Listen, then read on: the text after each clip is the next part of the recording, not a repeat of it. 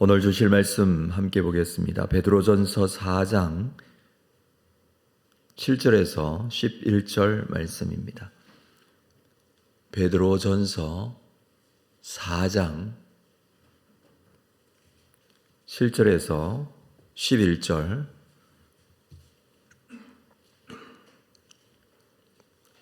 말씀을 한 절씩 교독하겠습니다.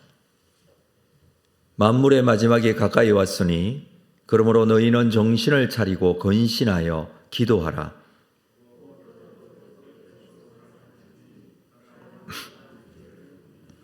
서로 대접하기를 원망 없이 하고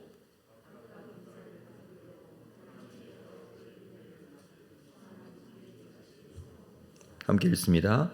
만일 누가 말하려면 하나님의 말씀을 하는 것 같이 하고 누가 봉사하려면 하나님이 공급하시는 힘으로 하는 것 같이 하라. 이는 범사에 예수 그리스도로 말미암아 하나님이 영광을 받으시게 하려 함이니 그에게 영광과 권능이 세세에 무궁하도록 있느니라. 아멘. 베드로 사도가 초대교회 성도들에게 이 편지 베드로전서와 후서를 보낼 당시 초대교회 상황은 극심한 고난 중에 있었을 때였습니다. 로마 황제 박해로 인해서 지역교회, 그러니까 지역마다 있는 이 초대교회들은 많은 박해와 어려움들을 겪고 있었습니다. 때로는 도망다니기도 하고 때로는 숨어서 예배를 드리기도 했습니다. 예수 믿는다는 것 때문에 당하게 되는 여러 가지 고통과 어려움이 있었지만 베드로 사도는 초대교회 성도들에게 이 편지를 기록하여 보내 그들을 위로하면서 이 고난 중에 이 어려움 중에 어떻게 살아야 할지를 말씀을 하고 있습니다. 특별히 4장 1절 말씀에서는 그리스도께서 이미 육체의 고난을 받으셨으니 너희도 같은 마음으로 갑옷을 삼으라. 예수 그리스도께서 당하신 고난, 그 고난을 묵상하며 같은 마음으로 갑옷을 삼으라 라고 했습니다. 예수님께서 고난을 당하신 것 가히 상상하기 힘들 정도로 어렵고 힘든 고난이었습니다. 그리고 그 고난은 너무나 부당한 고난이었습니다. 당연히 받게 될 고난이 아니라 받지 않아도 될 그런 고난이었죠. 그런 고난을 당한 예수 그리스도, 그 예수님을 따르고 같은 마음으로 갑옷을 삼으라는 것이죠. 지금 초대교회 성도들이 당하는 고난도 마찬가지입니다. 믿는 것 때문에 당하는 고난, 이 고난으로 말미암아 어렵고 힘들지만 예수 그리스도를 따르는 마음을 가져라 라는 것이 이 베드로 사도의 권면입니다. 그렇다면 예수님을 본받는 것이 무엇이고 어떻게 본받아야 하는지에 대한 구체적인 내용을 오늘 본문에서 말씀을 해주고 있죠. 자, 7절 말씀에 만물의 마지막이 가까웠으니 그러므로 너희는 정신을 차리고 근신하여 기도하라고 합니다. 만물의 마지막이 가까웠다라는 것은 종말의 때가 되었다, 마지막 때가 되었다라는 것입니다. 이것은 단순하게 어떤 역사적인 종말의 시간, 이것을 의미하기도 하지만 동시에 개인적인 종말을 말하기도 합니다. 개인적인 종말은 언제나 준비하고 살아야 한다라는 의미로 이 말씀을 하신 것이죠. 언제나 종말론적인 삶을 살아가는 것, 우리 인생에 꼭 필요한 것입니다. 역사적인 종말의 때가 얼마 남지 않았다는 것은 우리가 잘 알고 있지만 그러나 더 긴급히 개인적인 종말, 우리 개인적으로 언제나 하나님 앞에 갈 수밖에 없다라는 그 때가 언제인지 우리가 알 수 없다라는 이 종말론적인 삶을 가지고 사는 것이 필요합니다. 왜냐하면 예수님께서 그렇게 사셨기 때문입니다. 예수님도 33년의 짧은 인생을 사시고 하나님 앞에 십자가에 죽으셨던 것 우리가 잘 알고 있습니다. 예수님께서 그렇게 사신 것처럼 만물의 마지막이 가까이 왔다라는 마음과 생각으로 살아야 한다라는 것이죠. 그러기에 너희는 정신을 차리고 근신하여 기도하라고 합니다. 예수님께서 종말적인 삶을 사시면서 기도하셨습니다. 예수님의 기도의 모습이 그랬다는 것이죠. 그래서 너희는 정신을 차리고 근신하고 기도의 생활을 게을리하지 말 것을 말합니다. 정신 차리고 기도하고 만물의 마지막에 가까이 있는 것처럼 살아야 한다라는 말씀을 해주고 있습니다. 그리고 8절에서는 무엇보다도 뜨겁게 서로 사랑하라. 뜨겁게 사랑하라. 서로 사랑하라는 것이죠. 이 사랑, 여기서 말하는 사랑은 아가페의 사랑, 거저주시는 사랑. 그래서 예수 그리스도를 본받는 자가 되라라고 한 것입니다. 너무나 어렵고 힘든 시간들을 보내고 있다고 그랬습니다. 이 핍박이 아주 가히 상상하기 힘들 정도로 이 성도들에게 가해지고 있습니다. 자, 이때 말씀하고 있는 내용입니다. 예수 그리스도를 본받는 자가 되라. 특별히 예수의 사랑을 본받는 자가 되라. 그래서 서로 사랑하라고 합니다. 너무나 힘들지만 서로 사랑하라고 합니다. 너무나 어렵고 급한 기도의 제목이 있지만 서로 사랑하라고 합니다. 예수님께서 십자가에 죽으시면서까지 우리를 사랑하신 것처럼 로마서 5장 8절에 보면 우리가 아직 죄인 되었을 때에 그리스도께서 우리를 위하여 죽으심으로 하나님께서 우리에 대한 자기의 사랑을 확정해 주셨다라고 합니다. 이 말씀처럼 예수 그리스도의 사랑, 그 사랑을 실천하며 살 때에 이 사랑은 허다한 죄를 덮느니라. 이 죄, 사랑하면 서로의 죄가 덮어지고 서로의 죄가 해결되어진다라는 말씀입니다. 사랑하면 죄를 지은 자가 회개하게 된다라는 것입니다. 그렇습니다. 어려운 문제 속에 빠져 있을 때 해결할 수 있는 것은 사랑하는 것이죠. 지금 고난 중에 있더라도 서로 사랑하라. 이것이 우선이다. 그 사랑에 대한 조금 구체적인 내용이 9절에 서로 대접하기를 원망 없이 하라라고 합니다. 서로 대접하라. 대접을 잘하는 자가 되라는 것인데 원망 없이 하라. 이것은 사람을 대접하는 데 있어서 원망이 생길 수 있기 때문입니다. 초대교회 이때 당시는 순회 전도자들이라든지 사도들이나 교사들이 교회들을 방문하게 됩니다. 물론 교회라는 것은 우리가 오늘날 가지고 있는 이런 교회 건물을 말하는 게 아니죠. 교회는 그때 당시에 가정교회이죠. 초대교회 성도들이 한 가정에 모여서 모임을 하고 예배를 드리는 가정교회를 말합니다.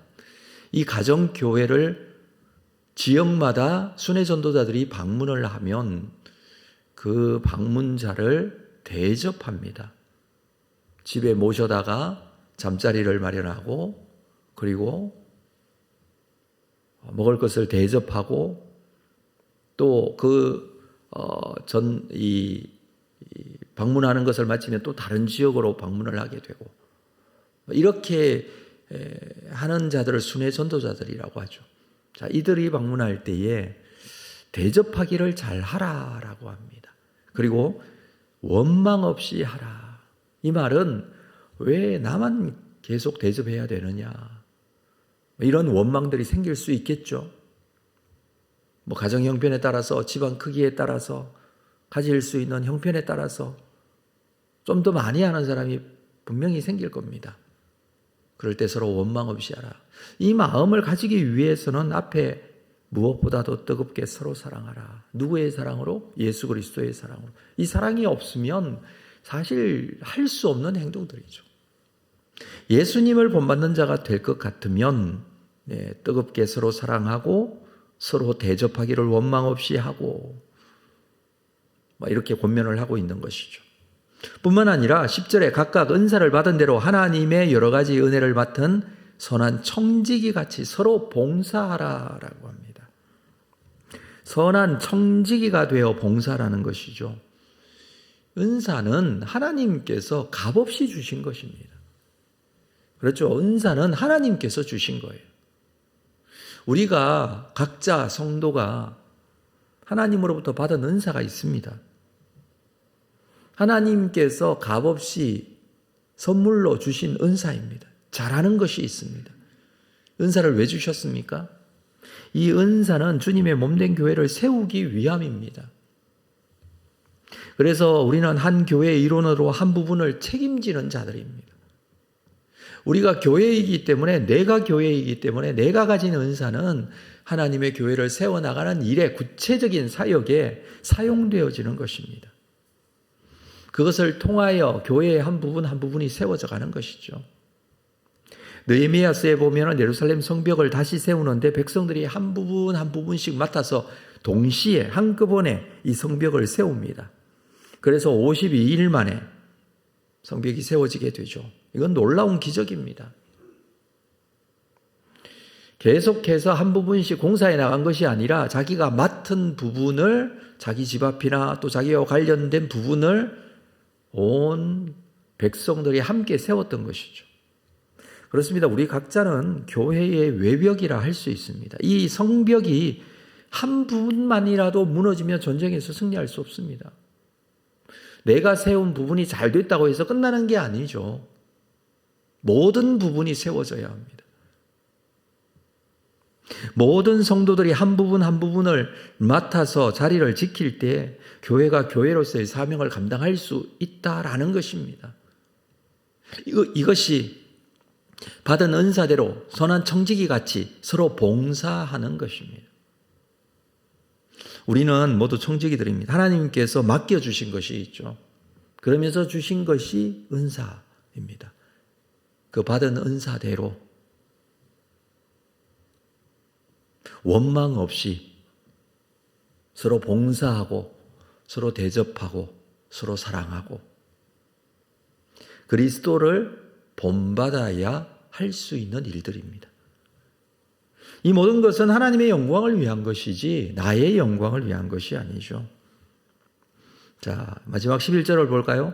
만일 누가 말하려면 하나님의 말씀을 하는 것 같이 하고 누가 봉사하려면 하나님이 공급하시는 힘으로 하는 것 같이 하라.